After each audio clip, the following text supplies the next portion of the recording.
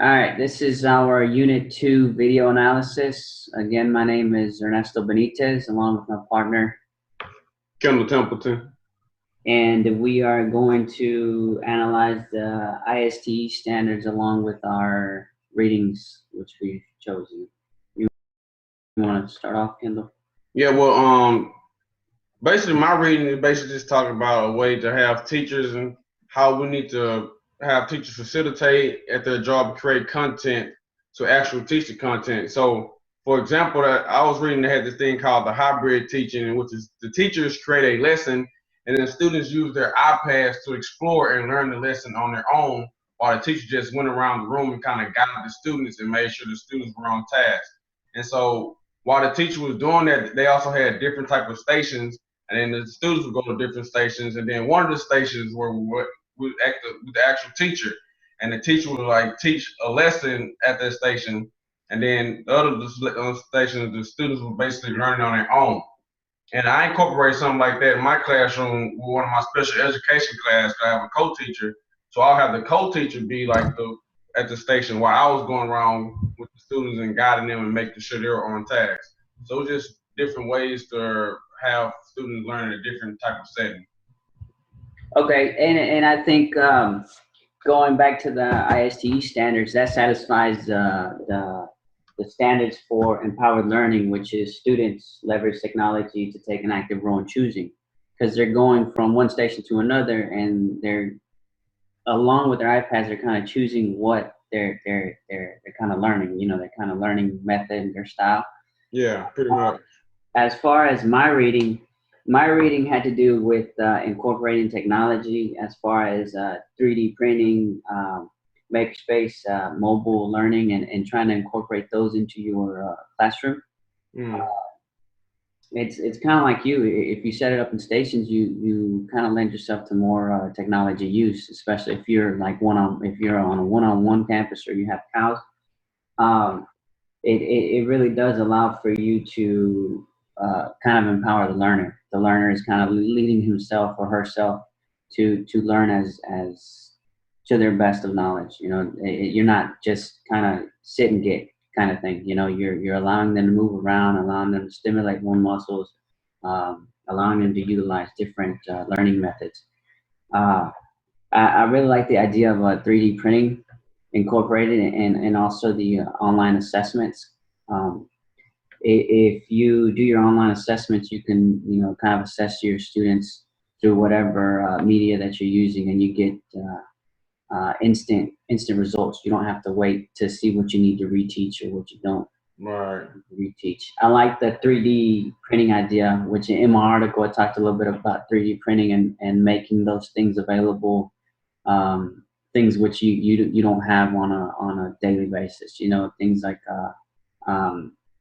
a small article, maybe like a little chair that you trying to analyze in, let's say, like geometry. You know, you're trying to see the angles or whatnot. And I use that example because it was given in my reading. I think teaching learning assessments also is met. The IST standard for teaching learning assessments is also met by online assessments. And just like you said, if you break your classroom into stations like you do, you allow yourself to incorporate different learning techniques. And I said the assessment, I think, is a valuable tool for knowing where you need to address your children and what they're lacking at the moment. Yeah.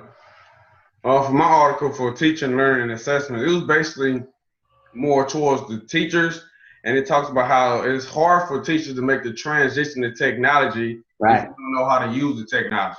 That's right. And yeah, so it's basically like the teachers don't know how to use technology, but they're trying to teach that to the kids. They're going to basically kind of screw themselves and the kids over because they don't know how to teach it to the kids. And there was one article I read, it was saying how this program was installed in the school, and the school had a big turnover rate because all the teachers became burnt out because the program was a lot to learn, and a lot of teachers having problems with that. And another part for this teacher learning assessment, it was talking about how they want to promote higher order thinking, but I feel like in the state of Texas, we don't really focus too much on higher order thinking because we're always so STAR test driven. And I've been in 2 different school districts, and both of the school districts, they're all like, well, I don't care what you do, let's get the kids to pass. Well, the passing rate is 50%.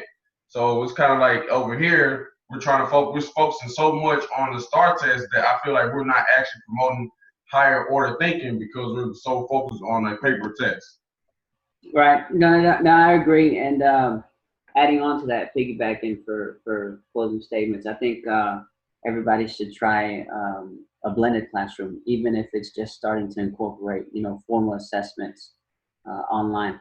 Even quizzes. It doesn't even have to be a major test. It could be quizzes. It can be, quick writes, critical thinkings through some type of online assessment tool, kind of like what we had to do for Unit 2. I think, like you said, it is a lot to try to go into a completely flipped classroom, but even just a little small step into the technology or going towards that way with assessments might just kind of ignite that fire for the teachers to go and try to seek that full flipped classroom setting.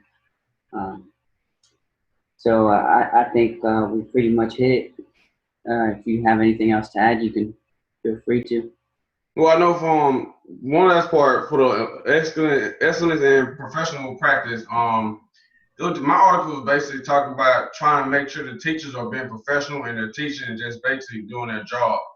And one thing, like I feel like I'm taking this class to eventually become an administrator, and I feel like sometimes the administrators forget that teachers are normal people too. And I'm a big person on morale, and I feel like if you're happy at your job, you're going to perform better at your job.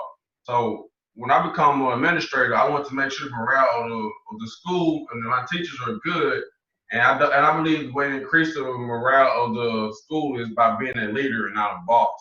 And I've seen situations where administrators, they want to try to intimidate teachers into doing the right thing just over expressing their powers.